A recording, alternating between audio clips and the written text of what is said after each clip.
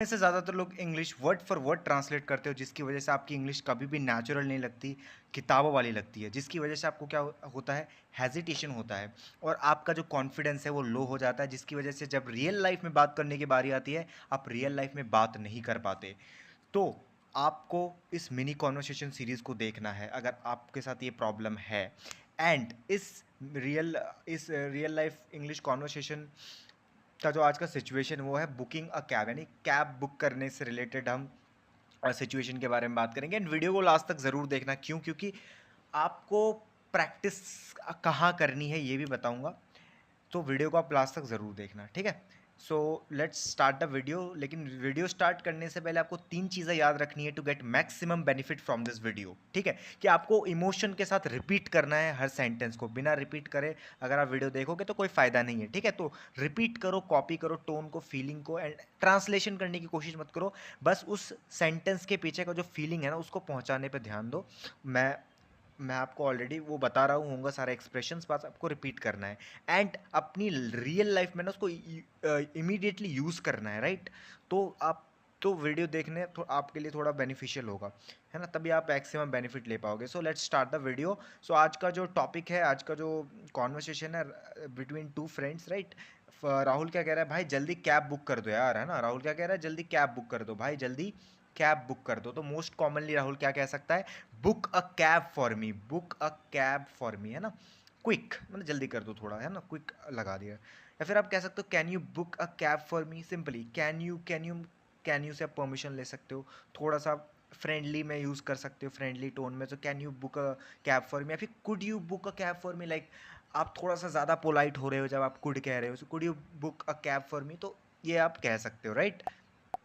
अब अमन कह रहा है कि भाई राहुल भाई कहाँ जाना है, भाई तुम्हें कहाँ जाना है, आपको जाना कहाँ है? सो मोस्ट कॉमनली अमन क्या कह सकता है, वेयर आर यू हेडेड, भाई कहाँ जाना है, वेयर आर यू हेडेड। तो हेडेड वर्ड का हम यूज़ कर लेंगे मोस्ट कॉमनली, है ना? अब गोइंग का भी यूज़ कर सकते हो, no problem. Where do you need to go, आप सिंपली ऐसा भी पूछ सकते हो कि कहाँ जाने की ज़रूरत है भाई, ऐसे की क्या दिक्कत है, ऐसी क्या ज़रूरत है, where do you need to go. या फिर where are you going, simply normal, आपको पता ही है वेयर आर यू गोइंग एकदम, ये भी बहुत ज़्यादा नेचुरल है, अब हम यूज़ करते हैं, right? Where are you going, very simple, right?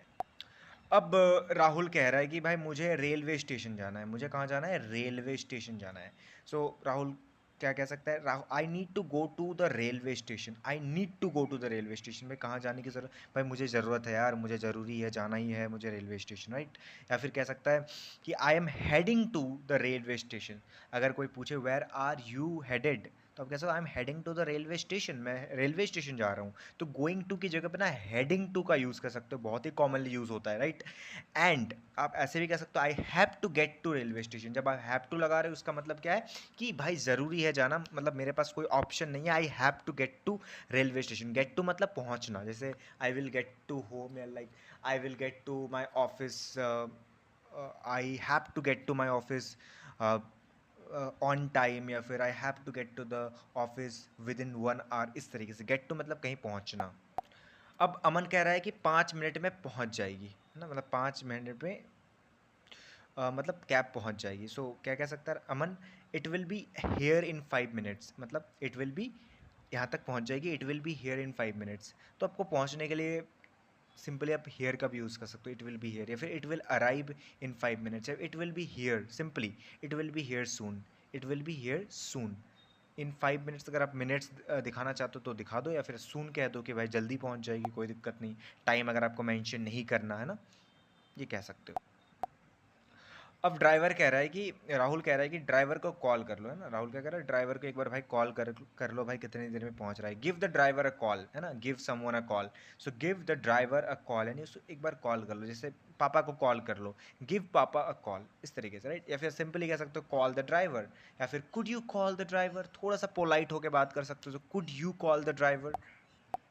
अमन कह रहा है कि उसने कहा है कि वो बाहर इंतज़ार कर रहा है, ठीक है? किसने?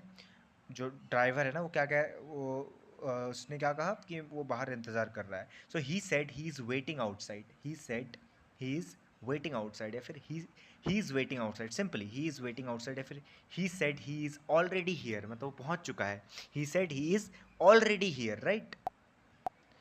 अब राहुल कह रहा है कि चलो ओके फिर चलते हैं, ओके चलो चलते हैं, ओके लेट्स गेट गोइंग, फिर चला जाता है, कोई दिक्कत नहीं, लेट्स गेट गोइंग या फिर लेट्स गो या फिर time to go, it's time to go. Simply इस तरीके से रिपीट करते हुए चलो, आपको कुछ सोचने की ज़रूरत नहीं है, बस रिपीट करते चलो, आपको समझ में आ जाएगी situation. Now here is a practice sentence for you guys. आपको इसको कहना है कि ड्राइवर रास्ते में है, आप कैसे इसको एक्सप्रेस करोगे एंड नेचुरली कैसे इसको इंग्लिश में बोलोगे। Write your answer in the comments. And अगर आपको ऐसी और रियल लाइफ इंग्लिश की प्रैक्टिस करनी है, रियल लाइफ सिचुएशंस की प्रैक्टिस करनी है, कॉन्वर्सेशन की प्रैक्टिस करनी है, तो 100% फ्री ऑफ कॉस्ट मेरा ग्रुप है जो आप ज्वाइन कर सकते हो with lifetime access. And link is in the description and pin comments में मिल जाएगा आपको लिंक। एंड अगर आपको वीडियो पसंद आए तो आपको पता ही है क्या करना है, वीडियो को लाइक करो, कमेंट करो कि वीडियो कैसी लगी, नेक्स्ट टॉपिक किस सिचुएशन पे चाहिए, सब्सक्राइब करो मेरे चैनल को and share this video with someone who is learning English naturally.